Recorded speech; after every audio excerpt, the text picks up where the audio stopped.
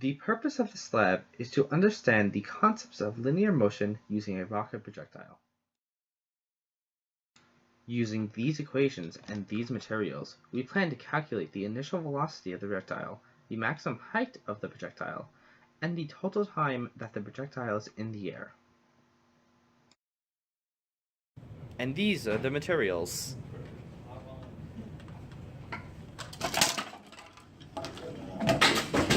A bicycle pump, a rocket, a meter stick, and don't forget safety glasses.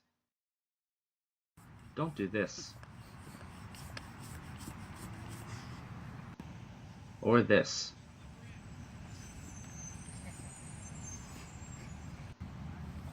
Or this.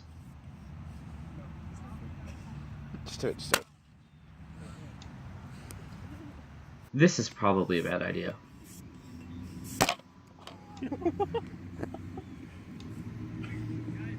I wouldn't recommend this either. And don't forget your safety goggles.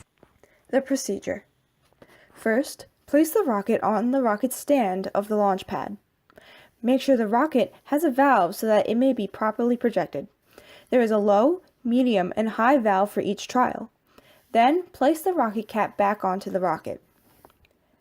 Connect the tire pump nozzle to the projectile stand. Make sure that the air is coming out of the correct portion of the nozzle. Set up a meter stick behind the launch pad with someone holding it in place. Make sure everyone is out of the way of the rocket and begin using the pump. Then watch that rocket fly.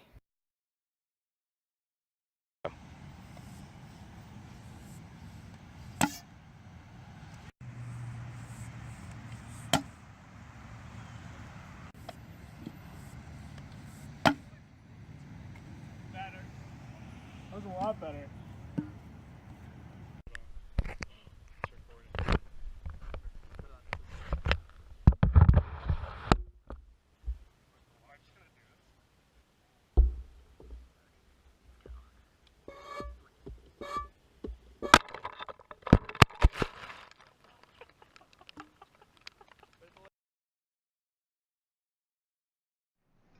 The first variable calculated in this lab was the speed of the rocket.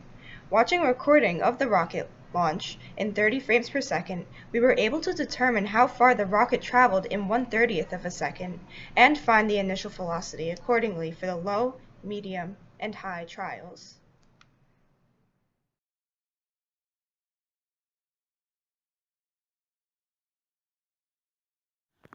Because the rocket is behaving like a projectile, its velocity when it reaches its highest point is 0 meters per second.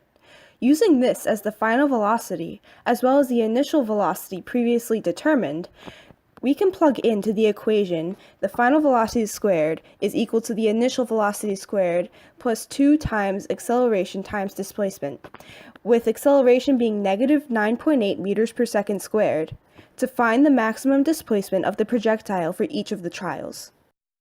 Now on to the total time of flight. We can use the equation the final velocity is equal to the initial velocity plus acceleration times time, except the final velocity is used for just as the projectile hits the ground, which is of the same magnitude but opposite direction as the initial velocity. Acceleration is still negative 9.8 meters per second squared.